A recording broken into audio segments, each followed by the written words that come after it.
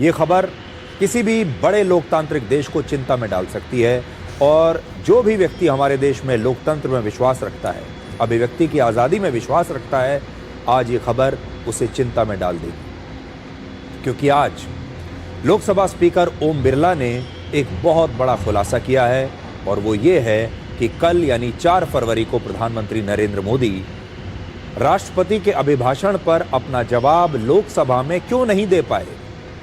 तो इसका जवाब यह है, ओम बिरला ने कहा कि कल प्रधानमंत्री मोदी के साथ लोकसभा में कुछ भी अप्रत्याशित घटना हो सकती थी। ओम बिरला ने कहा कि उनके पास ऐसी पुख्ता जानकारी थी कि कांग्रेस पार्टी के कुछ सांसद प्रधानमंत्री की सीट पर पहुंचकर कोई भी अप्रिय घटना कर सकते थे। सबसे पहले आप कल लोकसभा में हंगामे की ये तस्वीरें देखिए और फिर हम आपको आगे की कहानी सुनाएंगे।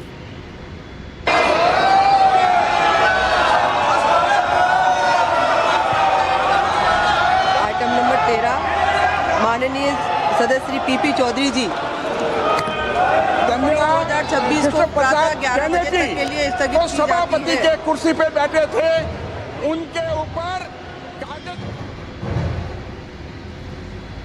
इन तस्वीरों में आप देख पाएंगे कि कांग्रेस के कुछ सांसद प्रधानमंत्री की कुर्सी के सामने पहुंचकर नारेबाजी कर रहे हैं, लेकिन उस समय प्रधानमंत्री अपनी कुर्सी पर मौजूद नहीं थे और इस हंगामे में कांग्रेस की कुछ महिला सांसद भी शामिल थीं और इन महिला सांसदों के हाथों में पोस्टर और बैनर थे और ये सांसद लगातार प्रधानमंत्री की कुर्सी के सामने खड़े होकर विरोध प्रदर्शन करते रहे। इस तस्वीर को मैं आपको बड़ी स्क्रीन पर दिखाना चाहता हूं।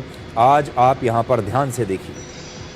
क्या आपको लगता है जो इस समय आप देख रहे हैं ये कोई सदन हो सकता है संसद का?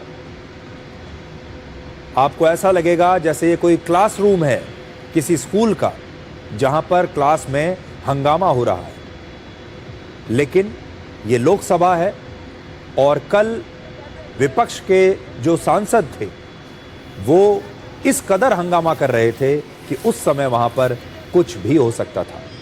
आज लोकसभा स्पीकर ओम बिरला ने कहा कि अगर ऐसे माहौल में प्रधानमंत्री सदन में मौजूद होते तो लोकतांत्रिक परंपराओं को नुकसान पहुंचाने वाली कोई भी अप्रिय घटना हो सकती थी और इसीलिए ओम बिरला ने खुद प्रधानमंत्री मोदी से सदन में न आने का आग्रह किया, जिसे प्रधानमंत्री मोदी ने उस समय स्वीकार कर लिया और यही कारण है कि कल लोकसभा में प्रधानमंत्री मोदी ने अपना भाषण नहीं दिया।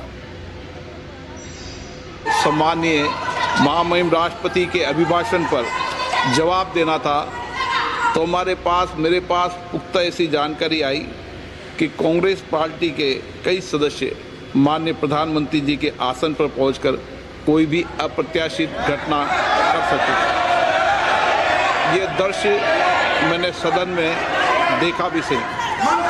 अगर ये घटना हो जाती तो ये अत्यंत अप्रिय दृश्य देश के लोकतांत्रिक परंपराओं को तार-तार कर देता। इसको टालने के लिए मैंने माननीय प्रधानमंत्री से आग्रह किया कि उन्होंने सदन में नहीं आना चाहिए और सदन के सभापति होने के नाते मेरी जिम्मेदारी बनती थी कि सदन की उच्च परंपराओं, गरिमाओं को अक्षुण्ण बनाए रखें। सदन के नेता सदन में न बोले, ये सभा के लिए किसी प्रकार के लिए उचित नहीं है। सदन के नेता ने उपस्थित न रहकर मेरे आग्रह को मानकर सदन को अप्रिय दृश्य से बचाया। मैं माननीय प्रधानमंत्री जी को इसके लिए आभार व्यक्त करता हूं कि उन्होंने मेरे सुझाव को माना। कांग्रेस का विरोध सदन के बाहर लोकसभा स्पीकर के चेंबर में भी जारी रहा और कल बीजेपी सांसद निशिकांत दुबे ने लोकसभा में पूर्व प्रधानमंत्री जवाहरलाल नेहरू और इंदिरा गांधी पर एक बयान दिया था, जिसके विरोध में कांग्रेस के सांसद शिकायत लेकर ओम बिरला के चेंबर में पहुंच गए और उस समय वहां विपक्षी नेताओं, बीजेपी के सांसदों और सरकार के मंत्रियों के बीच जमकर बहस हुई। वो तस्वीरें भी आप देखिए।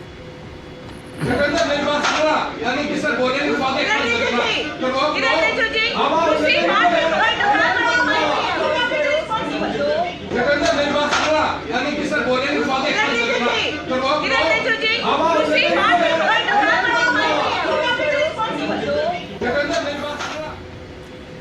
ओम बिरला ने कहा कि जिस तरह से उनके कमरे में हंगामा हुआ वो संसदीय परंपराओं में एक काला अध्याय माना जाएगा।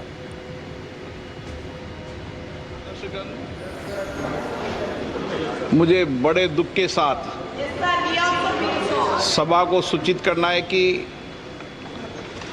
कल इस सम्मानीय सदन के कुछ सदस्यों ने लोकसभा चैम्बर में जिस प्रकार का व्यवहार किया, ऐसे दृश्यों का सृजन किया, वो लोकसभा की शुरुआत से लेकर आज तक कभी नहीं हुई।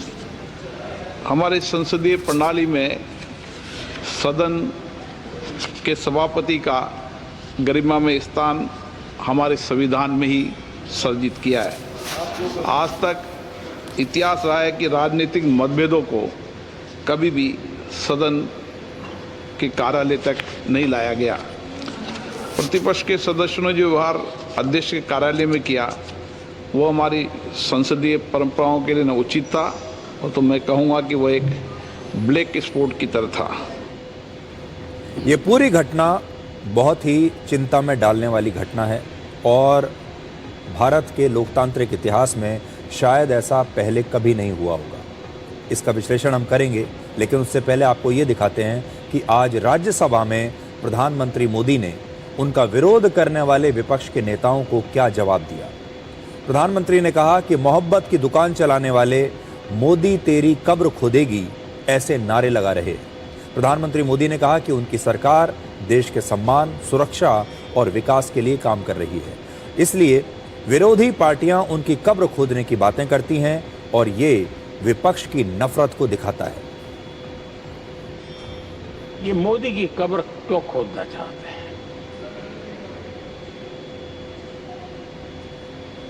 ये सिर्फ नारा नहीं है, ये इनके भीतर पड़ी हुई नफरत का प्रतिबिंब है, इसकी अभिव्यक्ति है। और वे इसलिए हैं, हमने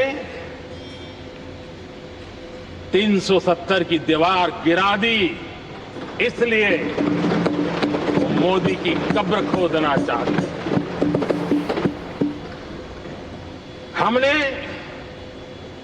नॉर्थ ईस्ट में बम, बंदूक और आतंक का जो छाया बना रहता था, नॉर्थ ईस्ट में शांति और विकास का राह अपनाई, इसलिए वो मोदी की कब्र खोदने पर सोच रहे हैं।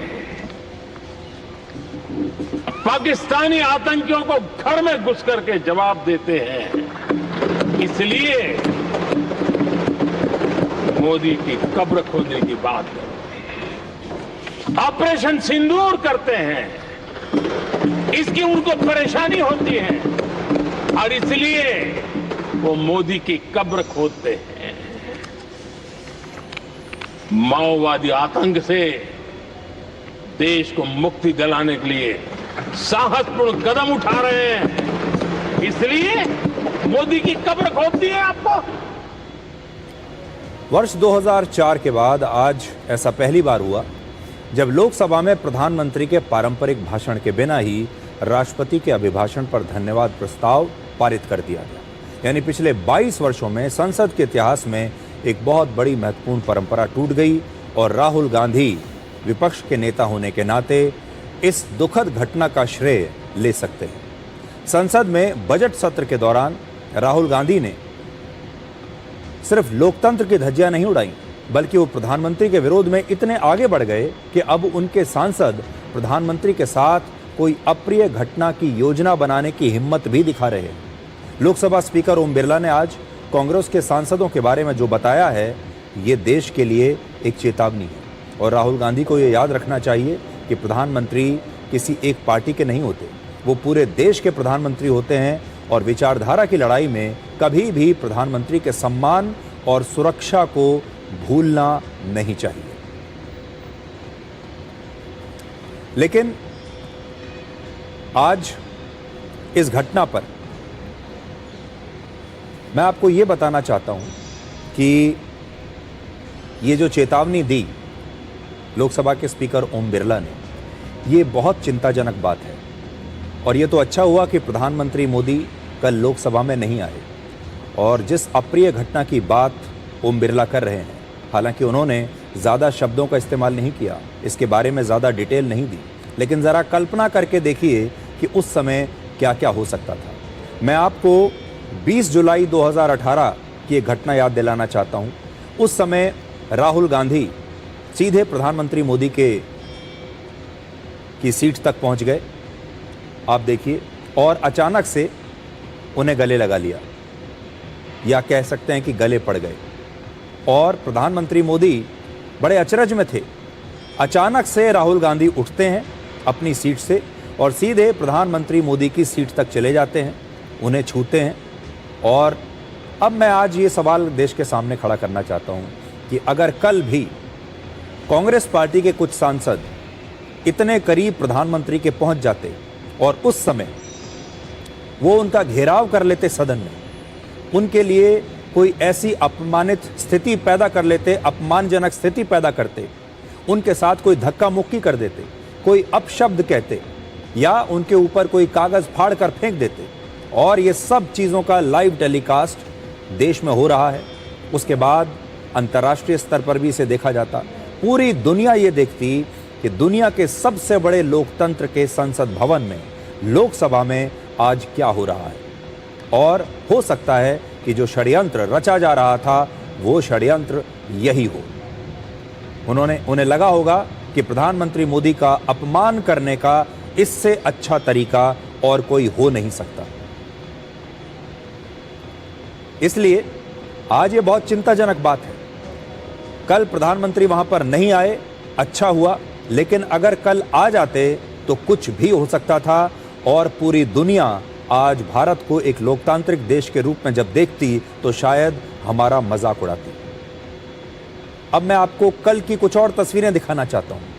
ये कल की तस्वीरें हैं लोकसभा की, जहां राहुल गांधी अपने कुछ सांसदों के साथ सीढ़ियों पर खड़े हुए हैं।